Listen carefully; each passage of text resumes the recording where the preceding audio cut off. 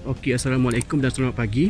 Okey, hari ini saya di pekarangan bangunan Sultan Salahuddin Abdul Aziz Shah Alam, atau dikenal dengan bangunan SUK. Alright. So, okey. GSX 150FA Suzuki. Okey, so bulan ni adalah bulan boleh katakan genap saya memiliki motosikal ni selama setahun. Alright. Actually motosikal ni saya ambil daripada GS Cycle di Damansara Damai tahun lepas, bulan yang sama. Yeah, happy anniversary for me to own this bike. Alright.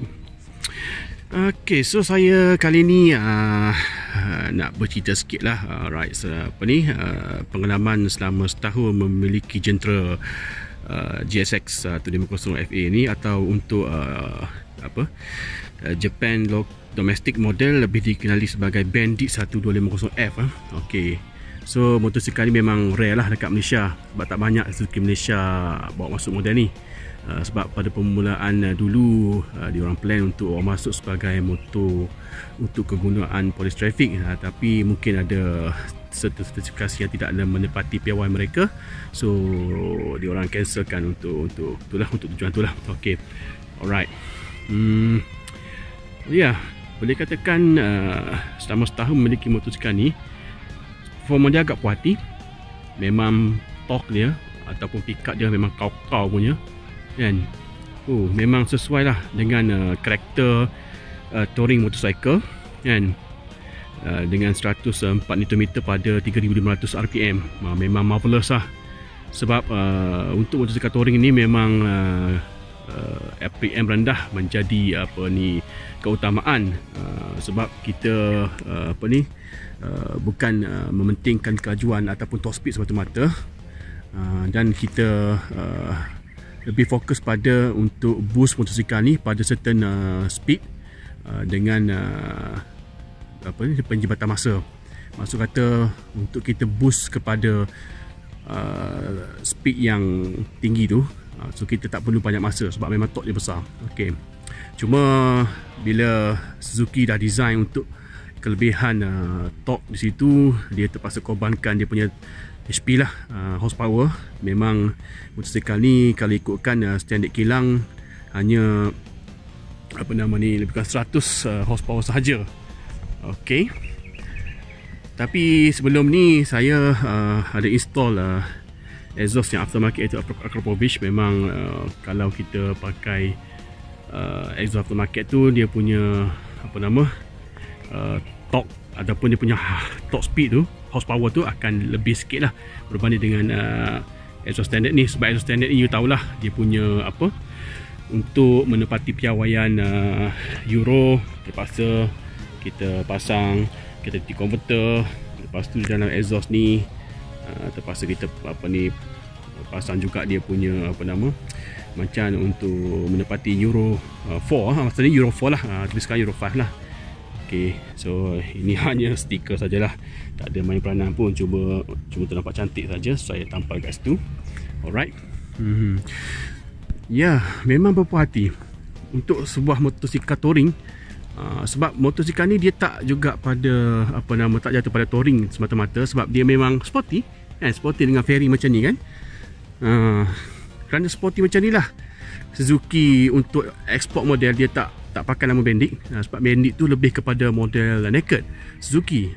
So dia dah buat nama Bandit dan dia ganti dengan nama GSX 150FA. Alright. Okay. Alright.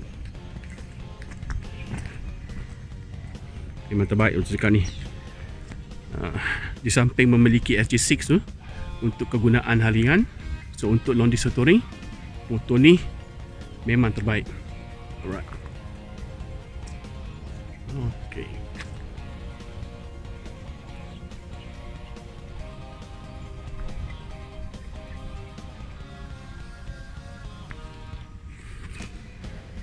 Actually facing cover depan motosikal ni dia sebenarnya derive daripada GSX R1000 model K5 dan K6. Kalau you compare K5 dengan K6 tu, memang depan ni exactly sama, exactly the same.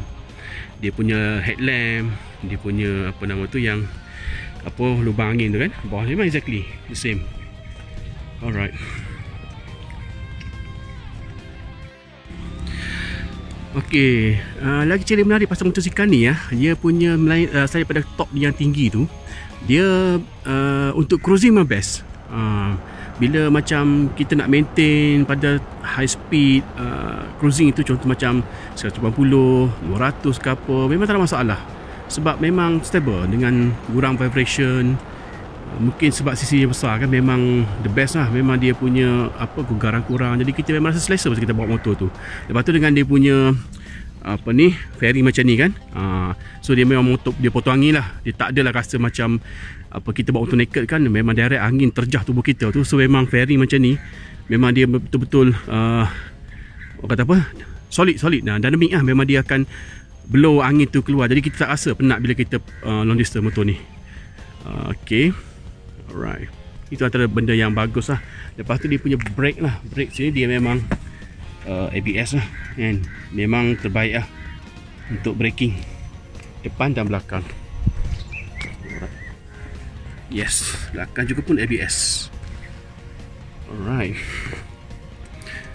Actually sini ada top box lah, top box dan juga side box. Saya tak pakai lah untuk apa ni, kegunaan biasa saya tak pakai lah, sebab gedabak sangat kan. Tapi kalau untuk long distance macam saya pergi Cerating itu, saya pakai lah, pasang lah kat situ. Alright. Okay, meter panel dia Okay, kalau ikut mileage motosikal ni saya dah dekat 28,700, 28,000 lah kilo, 28,000 km. Alright. Okay. Alright. So ni saya selalunya trip ni saya akan guna untuk monitor apa nama servis lah, tukar minyak hitam. So bila ini dah cecah 5,000, saya akan consider untuk tukar minyak hitam yang baru.